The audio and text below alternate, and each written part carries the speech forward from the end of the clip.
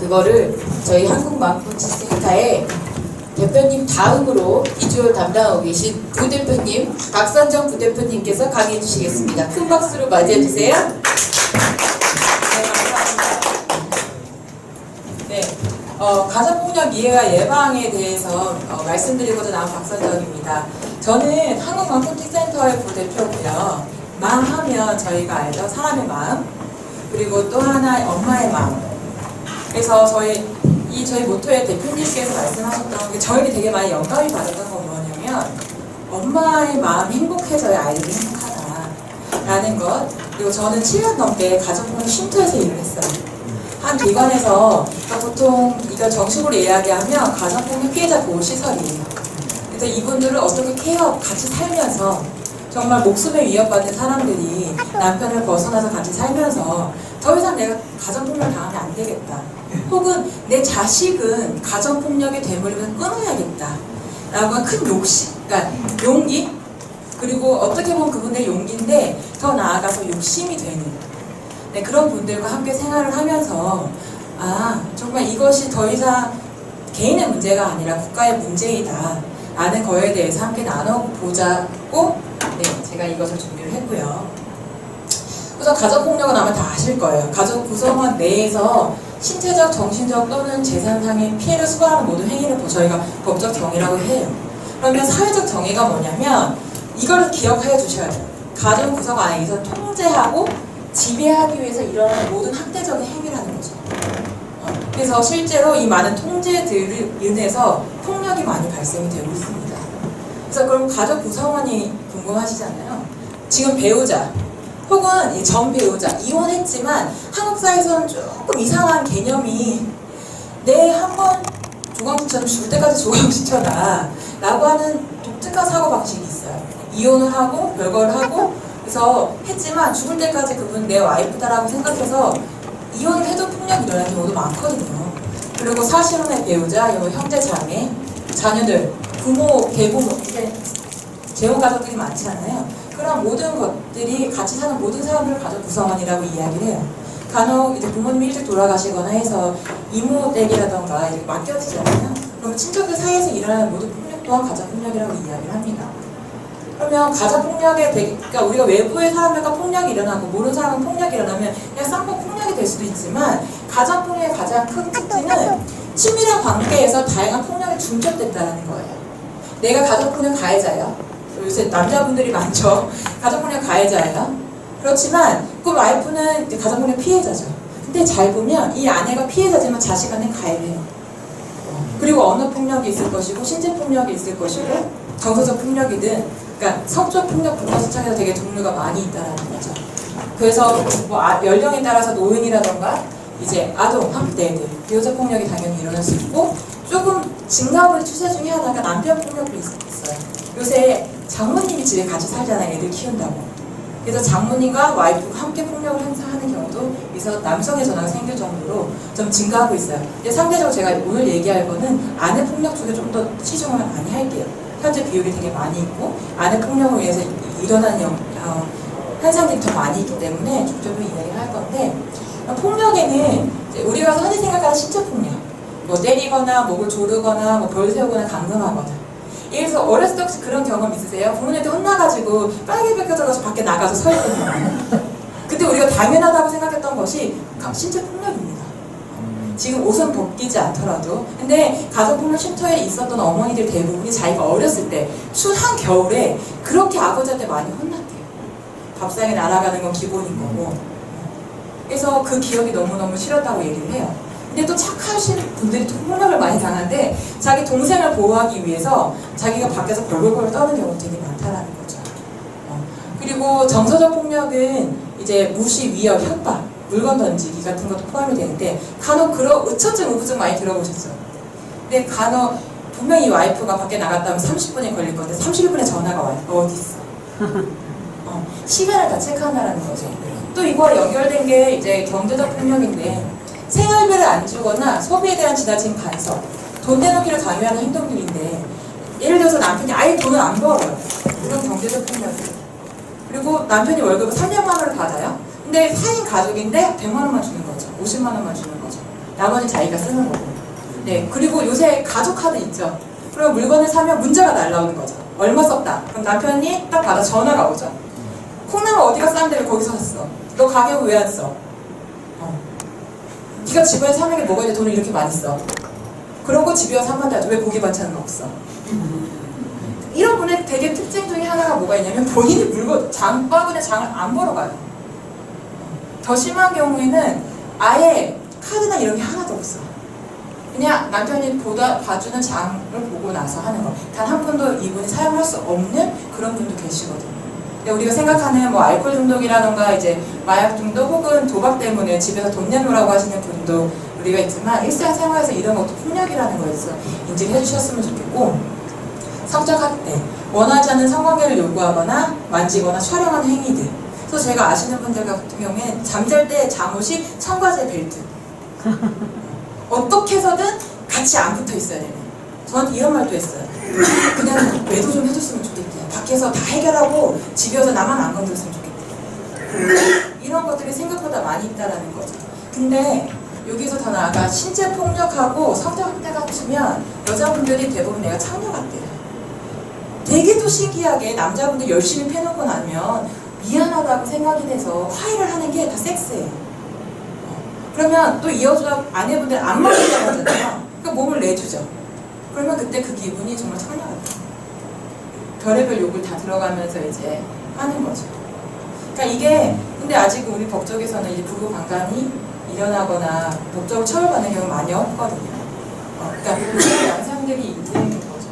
그래서 가정폭력이 근데 왜 계속 집안에서 짧게는 몇 년, 길게는 몇십 년 동안 가정폭력을 계속 하고 있냐? 왜 당한데 여기서 벗어나지 못하느냐? 이게 우리가 알아야 될 부분이잖아요.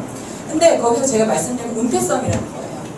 아까 처음에 명솔리 코치님께서 말씀하셨지만 더 이상 가정의 문제가 아니다 라고 하지만 실제로 사소한 일이라고 생각하는 경우가 많아요. 한번 생각해보세요. 남편이 술을 먹고 왔어요. 그리고 술김에 빵을 쫙 때렸어요. 그럼 보통 우리 주폭이 이렇게 많은 사회에서 술 먹으면 괜찮다고 하는 한국 사회에서 술 한 번 먹고 밖에 나가서 스트레스 받았으니까 괜찮겠지 라고 하고 사소한 일로 치부하기 시작한다는 거죠. 그러다가 강도가 점점 세지죠. 땀에서 주먹질에 뭐가 나타나기 시작하는데 처음에 너무 창피하고 억울하고 답답하고 하지만 그냥 가정이 일어나는 거죠. 근데 더 신기한 건 엄마들한테 이야기를 하고 친정이나 시댁이라고 얘기하면 이 얘기가 나와요. 술 먹고 한 번 한 거잖아. 실수잖아. 봐줘야지. 애 아빠인데. 네 결혼했는데. 라고 생각하기 때문에 되게 은폐가 되기 쉽다라는 거죠. 그리고 그러다 보면 반복돼요. 어머 이 여자 봐라? 내가 빵 때렸는데 가만히 있네? 오케이. 다음번엔 늘어나는 거죠. 한 대가 10대가 되는 거고요. 그러다가 처음에 빵 하나 때리고 밀치고 했던 행위가 어느 순간 카이라던가 몽둥이가 돌기 시작한다는 거죠. 실제로 제가 정말 다리가 쩔쩍쩔쩍 꺼서 쉼터에 들어오세요. 어머니들이 대부분 오면. 그런 분들이 진짜 20년 넘으신 분들은 거의 폭력에 의해서 몸이 다 망가져서 장애 진단 받으시는 분들도 많거든요. 근데 이게 요새는 좀 젊으신 분들이 빨리 신고를 해서 깊은 신체 폭력은 없지만 이제 언어 정서적 폭력으로 많이 가고 있는 부분들이 있고, 이제 아까 제가 잠깐 얘기했었던 폭력이 중첩이 되는 거죠. 여러 개 섞여 있는 거죠. 그래서 실제로 이제 스스로가 이거 내가 폭력이다라고 벗어나기가 어려운 거예요. 왜냐면 가정폭력을 당했던 집안, 내 가정폭력으로 아버지한테 아동학대를 당했어요. 이런 사람들이 커서 꼭 그런 남자들과 결혼 확률이 되게 높아요. 이 부분이 혹 저는 어떤 경험을 하냐면 그 대학교 처음에 갔을 때 친구랑 놀았는데 제가 아무 생각 없이 멍멍이야 이러면서 얘기를 했던 친구들이 다 놀라는 거죠. 왜? 너 왜 나한테 욕해? 근데 저는 어렸을 때 저희 아버지가 욕을 되게 많이 하셨어요. 18부터 시작해서 그 일상생활이었기 때문에 그걸 친구들 사이에서도 고등학교 때까지 그 욕을 하고 살았어요. 그러니까 제가 그런 가정폭력을 당하고 있다는 것조차 인식을 못하고 사는 거죠. 그렇기 때문에 자연스럽게 내 부모님이 그렇게 살았고 그걸 보고 컸기 때문에 그 정도는 괜찮구나, 욕 들어도 되는 사람이구나 라고 하는 거죠. 그래서 저는 정말 대학 가서 욕을 못 쳤어요. 이거 욕 있구나 라는 걸 그때 알았다라는 거죠. 그러니까 아까도 제가 말씀드렸지만 가정폭력의 가장 핵심은 통제예요. 그래서 내가 아이들 같은 경우에는 이 부모님을 떠나면 살 수가 없죠. 생존이랑 연결되는 거죠. 차라리 그냥 아까 1차선은 말씀하셨는데 먹고 살고 생활하는 기본적인 거에 대해 살기 위해서라도 그냥 당해야 된다는 거죠. 그리고 가정폭력을 하시는 많은 분들 중에 하나가 젠더적 폭력이 뭐냐면 남자는 이래 해, 여자 이래 해. 제가 제일 듣기 싫어하는 속담이 뭐냐면 그거예요. 여자와 국어는 3일에 한 번씩 해야 된다. 제일 싫어하는 속담입니다.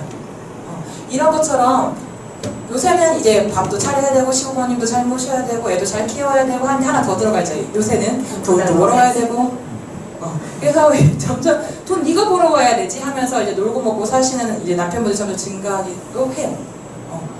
그런 부분들이 있어서 실제로 결정권이나 자율성이 거의 없다라는 부분에 대해서 우리가 봐야 되는 거죠. 이게 가정폭력 피해자들에 대한 영상인데 한번 봐보셔야 돼요.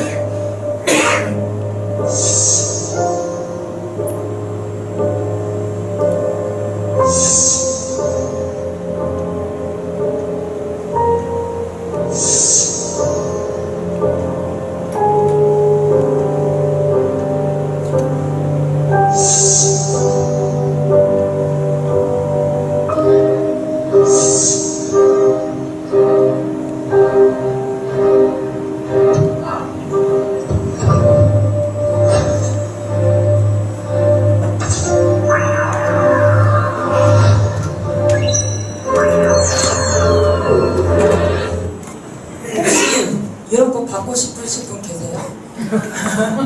혹시 이런 꽃을 주시고 싶으신 분 계세요?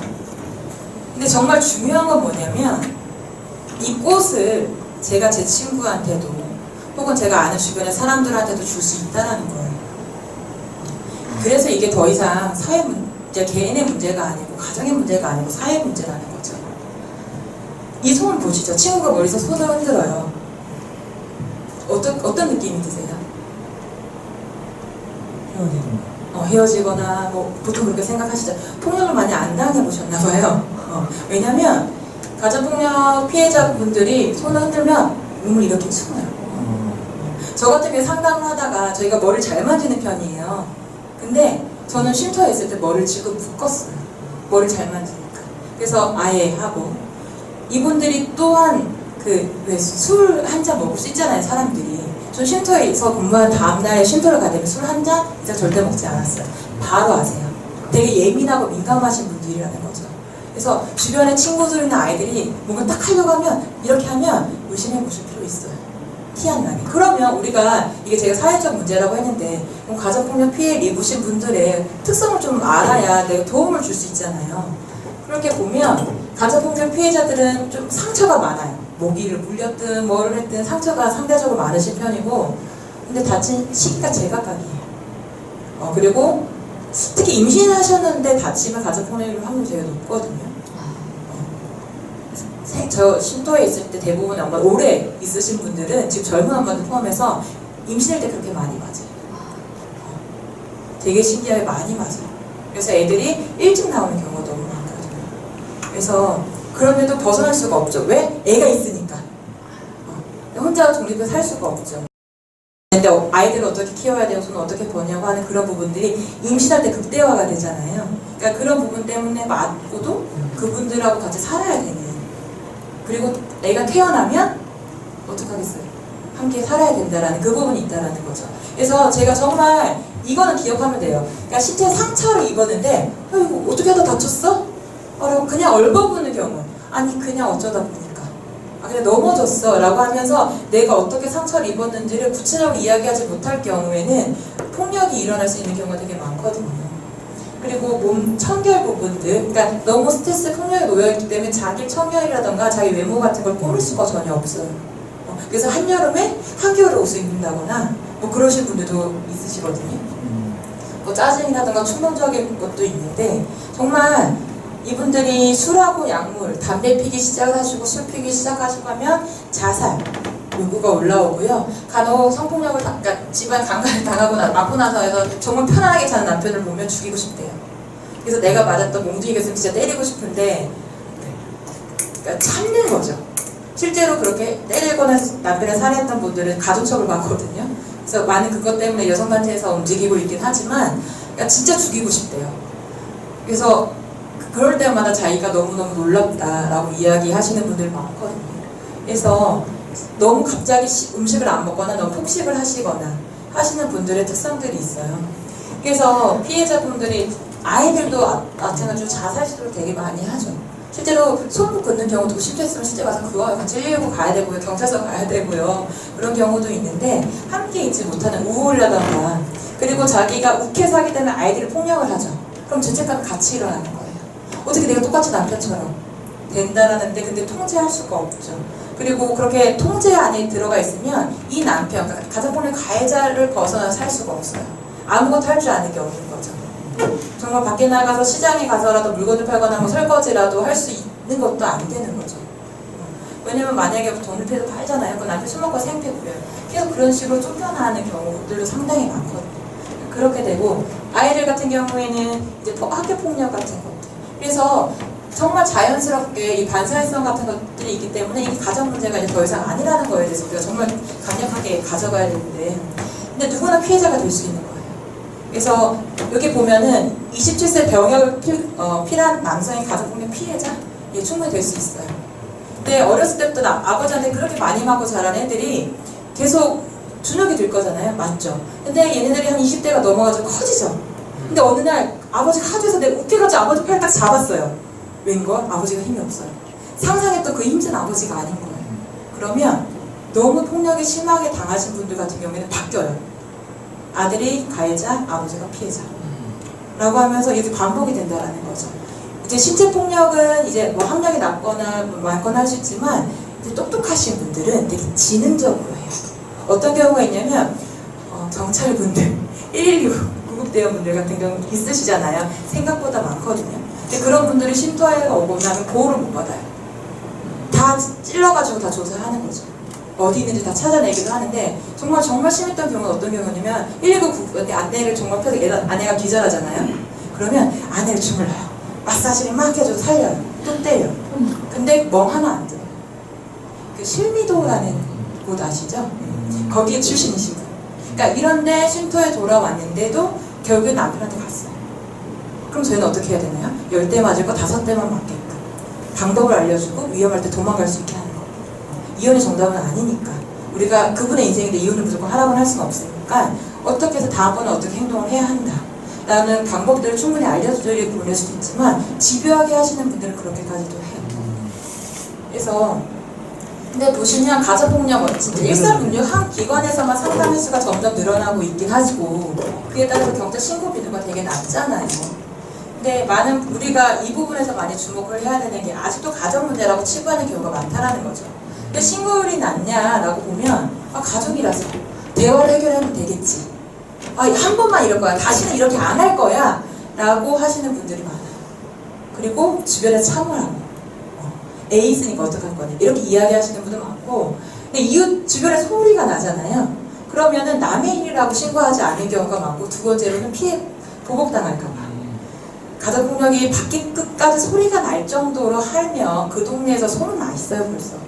그러니까 피해 보면 안 된다. 지금 젊은 경찰들 사이에서는 가정폭력이 있으면 무조건 분리시키고 격리시키고 그 다음에 이제 뭐 136이 연락이란 하세요라고 비밀 쪽지라도 주고 이렇게 하지만 좀 나이 드신 분들 아직 가정 문제라고 생각하시는 경찰분들 같은 경우에는 그냥 적당히 하세요 라고 이야기해서 넘어가시는 경우들도 되게 많거든요. 아니면 어디에서 신고가 들어왔어요 신고한 거 이야기하면 안 되지만 그렇게 이야기하는 경우가 많아서 또 다른 피해를 볼 수 있는 경우들도 많다라는 거죠. 그래서 근데 진짜 다시 한번 말씀드리지만 가정폭력은 사회 문제라는 거예요. 가정폭력이 집안에서 일어난 것들이 성폭력, 성폭력, 학교폭력, 부모폭력 다 일어나고요. 노인한테 자살, 살인, 부모폭력, 아동한테 일어나는 거죠. 우리 집은 괜찮아요. 근데 아이들 있으신 분 계시잖아요. 아이들 그 반에는 가정폭력 피해자가 있다고요. 그럼 그 아이들이 가해자가 되거나 피해자가 된다고요. 더 나아가 내 아이가 학교폭력 가해자일 수도 있어요. 또래 집단이잖아요. 근데 그게 재미난 일인 걸로 생각하고 별일이 아니라고 생각하는 거죠. 근데 유치원에 갔는데 혹시 그런 경험 있지 않으세요? 그러니까 너무 해맑았는데 어느 가 욕을 배고 왔어요. 유치원에서. 그럼 그 집에서 그 폭력을 쓰고 있다는 소리예요. 근데 이게 점점 많은 문제를 밟아지고 있죠. 가정폭력은 성폭력, 성매와 관련되어 있어요. 되게 많이. 성폭력 얘기하니까 우리나라에서 가장 성폭력 피해자 가장 어린 애가 몇 살인 줄 아세요? 돌도 안 되네. 3개월짜리. 가해자가 누군지 아세요? 아빠. 너무 신기하더래. 거기 손가락이 들어갈까. 해본 거죠. 그것만 이혼하고 뭘 하긴 하지만 그러면 호기심이 대상이 되면 가는 경우도 있어요. 근데 그분이 과연 그런 호기심에서 이성적으로 판단이 됐을 수 있었겠냐는 거죠. 그런 부분을 봤을 때 여자의 성이라던가 여자를 그냥 인격을 존중하지 않은 거라고 생각해둘 수 있다는 거죠. 아이들 같은 경우에는 보통 우리가 알죠? 학교폭력 일어나면 자연스럽게 집에 들어가기 싫고 가출하게 되면 여자들이 몸을 먼저 할 수 있는 게 뭐냐면 성매매 쪽으로 빠져가고 이런 악순환이 계속 일어나는 거죠. 기분이 대부분 성매매를 하거나 학교폭력을 당한 아이들을 잘 들어보시면 부모님이 폭력을 할 때가 되게 많아요. 그러니까 그렇게 연결성이 있고 아동학대도 거의 80%가 부모, 친부모 그리고 실제로 40%에 있는 애들이 만 10세부터 15세에 있는 아이들이 있는 거예요. 근데 이게 학교폭력을 가면 초등학교 4학년부터 6학년 이 정도가 폭력률이 되게 많이 일어나요. 폭력을 피해를 당하거나 폭력을 했다라는 거. 폭력을 많이 당하는 아이들이 학교폭력을 많이 하기 시작이 됐다는 거죠. 요새 많이 이슈화가 되는 게 데이트 폭력. 근데 아까 가정부 성원이 포함이 되지 않기 때문에 이거는 그냥 상해로 치부되긴 하지만 데이트 폭력 뉴스나 TV에 많이 나오면 아까 제가 처음에 얘기했죠. 신체적, 성적, 정서적, 경제적 다 똑같아요. 근데 우리나라가 스토커법이라든가 이런 거 할 때 한 5만 원이면 벌금 내면 끝나는 거 아시죠? 그래서 이런 부분이 계속 양상이 되는데 살인, 뭐 강간 이런 것들이 많이 일어나고 있다는 거죠. 그래서 지금은 데이트 폭력 같은 경우에도 가정 폭력이 있었던 경우가 되게 많이 있고 의존적인 경우가 너무 많은데 정말로 너무 무섭대. 가족이면 보호라도 되죠. 피라도 섞여 있으니까 어떻게 가족이라도 한다라고 막 사람들이 생각을 하지만 완전 남이잖아요. 근데 정말 무서운 건 데이트 폭력이 있어서 결혼하는 케이스가 그렇게 많아요. 왜냐면 거기에서 아직 사회에서는 이제 순결 얘기 많이 나오잖아요. 순결. 데이트 폭력을 하면서 강간을 당하고 이러면서 내가 정말 여자로서 살 수가 없다라고 이 사람하고 결혼을 해야 되는데 웬걸 꼭 그럴 때 임신이 잘 돼요. 이 마음 먹고 하시는 분들이 그렇게 임신이 잘 돼요. 그래서 이 사람하고 벗어나려고 연애할 때 벗어나려고 했는데 결국엔 임신이 돼서 결혼했다라는 케이스가 되게 많아요. 근데 결혼하기 전부터 폭력이 있던 분들 같은 경우에는 결혼하고 나서도 계속 익숙하니까 정말 만삭이신 분들이 폭력을 당하시는 분들 너무 많거든요. 그래서 제가 정말 이거는 사단 미술인데 여자들 너무 진짜 나 너밖에 없어 나 너무 사랑해 라고 하시는 분한테 딸 절대 주지 마세요. 의처증 빠질 수 있는 확률이 되는 거예요. 적당히 서로 사랑은 하지만 6개월 정도 불타고 그 다음부터 현실적으로 감각이 있는 사람한테 딸한테 시집 보낼 수 있도록 해주시는 거에 대해서 말씀을 드리고요. 그러면 우리가 어떻게 해야 될 건가? 라고 하면 알려주셔야 돼요. 알려주기. 저는 긴급전화 1366을 좀 많이 알려달라고 하거든요. 우리가 경찰에 신고하고 그러면 혹시나 하는 생각이 들지만 그분한테 1366을 알려주게 하세요. 그러면 전화해서 정보 같은 거나 상담을 통해서 할 수도 있고 또 하나는 이제 가정폭력 피해 상담 사실 확인서를 발급을 해줘요. 1366이나 가정폭력 상담소 같은 경우에는 그러면 이혼을 하거나 혹은 나이가 문제가 생겼을 때 법적 증거 자료를 활용할 수도 있어요. 그렇기 때문에 언제든 연락할 수 있는 1366에 대해서 전화를 해주시고 하면 다 연결이 될 수 있다는 부분에서 말씀을 드리고 그리고 신고하기. 네. 가정폭력은 꼭 신고를 해주셨으면 좋겠어요. 이 신고를 해야 된다는 이유의 가장 핵심은 가해자랑 피해자를 분리시킨다는 거예요. 특히 가정폭력 초범에 시작한 지 얼마 안 됐을 때 신고하는 경우에서는 또 신고할 수 있을까봐 멈칫할 수 있는 기회도 되거든요. 그래서 정말 꼭 신고를 하면 좋겠는데 혹시나 내 남편이 빨간줄 그어줄 수도 있지 않을까라는 생각에서 많은 분들이 신고를 못해요. 근데 그러지 않을 수 있다는 부분에 대해서 우선 말씀을 드릴게요. 그래서 보면 가정폭력이 일어났을 때 이제 이게 형사사건으로 볼 수도 있고 이제 가정보호사건으로 처리해달라고 이야기할 수 있어요. 그러면 그 흔히 얘기하는 두 줄 안 그리거든요. 그래서 그러면 제가 이 부분에 대해서 왜 좋냐고 이야기를 하면 가정보호 처분의 결정이 나면 접근 제한이라던가 뭐 연락을 못하게 해서 권리를 끊어버리고 있지만 전 이게 제일 중요한 것 같아요. 치료 위탁이나 상담 위탁이 가능해요. 법적으로 가정폭력 했어요. 그러면 술 때문에 그래요. 그러면 치료 받으셔야 돼요. 방배동의 카리타스 알코센터 되게 유명하거든요. 거기 가서 무조건 받아야 돼요. 100시간이면 무조건 받아야 돼요. 상담해야 무조건 받아야 돼요. 그래서 가정폭력 초범들 같은 경우에는 상담만 해도 끊어요. 그래서 정말 말씀드리고자 하는 건 정말 치료 가서 저는 신고했는데 이분이 치료를 받게 좀 해주세요. 상담을 받게 해주세요. 미리 이야기를 하면 그쪽으로 검찰분들도 많이 빼주시거든요. 그래서 분리할 수 있다는 거에 대해서 말씀을 드리고요. 근데 정말 실제 3개월, 몇 10년, 20년 크게 폭력을 행사하시는 분들한테는 형사처벌을 갈 수 있다는 부분에서 말씀을 드리고요. 그래서 저는 정말 가정폭력은 초장에 잡아야 된다. 이거에 대해서 우리가 기억하고 꼭 그렇게 말씀해 주시고 꼭 그렇게 신고할 수 있게 도와줄 수 있는 부분이 있어야 된다고 생각을 합니다. 그러면 이제 피해자분들 같은 경우에 지원을 받을 수도 있어요. 그래서 뭐 전화 상담을 해서 어떻게 가정폭력 벗어날 수 있는지 방법들, 지식들 알 수도 있는데 아까 이제 그 피해자 보호시설 같은 경우만 이야기를 하자면 다 해요. 이분이 아까 경제적이라던가 뭐 생활할 수 있는 아이들 부분들 다 말하면 이거 어떻게 할 거냐라고 이야기를 하잖아요. 숙식자금 다 하고요. 학교 다니는 애들이라던가 유치원 다니는 애들 비밀전화 다 시켜주고요. 남편이 못 찾게 해요. 그리고 쉼터에 있다가 이제 주거를 살려고 쉼터는 6개월과 2년 정도 할 수 있거든요. 주거를 하면은 이제 또 LH 공사라던가 그런 또 자활집이 있어요. 글로 가서 생활을 할 수 있고 아빠가 혼자 독립해서 살 수 있어도 또 쉼터에 있거나 아니면 가정폭력 피해 상담 사실 확인서가 있으면 남편이나 아이들의 위치를 파악할 수 없게 주민센터 가서 조사할 수 없게 주민등록 열람을 할 수 없게끔 할 수도 있어요. 그러니까 보호를 받을 수 있는 체계가 많이 있고 폭력이 심하게 당하신 같은 경우에는 의료 지원 같은 것도 당연히 다 진행이 된다. 법률 지원도 당연히 다 지원이 된다는 부분이 있어서 꼭 도움을 받을 수 있다. 국가에서는 이럴 때 저는 꼭 써야 된다고 생각을 하거든요. 그래서 그렇게 있다라는 거에 대해서 말씀을 드리고 그래서 이제 쉼터를 하거나 무료 법률 지원이 가능하고요. 이거는 조금 차원이 있어요. 돈이 좀 많으신 분들 같은 경우에는 자기 위자료를 받을 때 2억 이상을 받을 수 없다라고 하시는 분, 그러니까 집안에 돈이 되게 많으신 분들이 이혼할 경우에는 그냥 변호사서 하라고 하고요. 근데 집안에 위자료 같은 거라든가 재산분할 때 2억이 좀 안 되시는 분들 같은 경우에는 이제 자기가 자산이 하나도 없는 경우에는 무료로 법률 지원이 가능하고요. 혹은 돈이 어느 정도 있으신 분은 이제 끝나고 나서 이제 변호사비를 이제 납부를 해야 되긴 하지만 그래도 기존 변호사비보다 훨씬 저렴하겠죠. 그렇게 해서 이제 치료 같은 것도 다 그러니까 예전에는 안 되는데 지금 정신과 치료도 다 가능하게 되어 있어요. 그리고 아동학대 취약 지원 같은 것도 할 수 있고요. 보통 아이 이혼을 해도 양육권 문제 얘기 나오잖아요. 애들 보여줘야 되고 가정폭력 피해자는 그것도 끊을 수 있어요. 아이가 나는 이 아빠 보고 싶지 않아요 라고 하면 그냥 끊어서 안 보게 할 수도 있어요.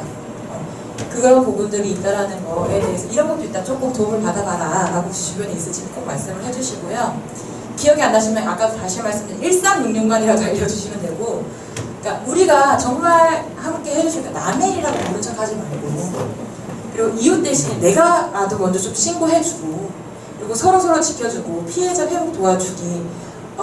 요새 아파트에 많이 사시잖아요. 쉼터에 있으신 어머니들이 정말 고맙다고 얘기하시는 분이 뭐냐면 내 동네에 아는 언니가 있는데 내가 맞을 때 그 집에 가요.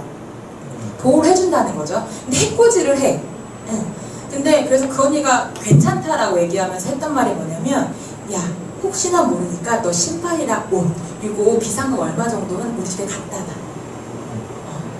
그리고 아니야 다시 그럴 일 없어 라고 집에 돌아갔지만 정말 심하게 두들겨 맞아가지고 도망 나오는데 그 언니가 생각이 나더라고요.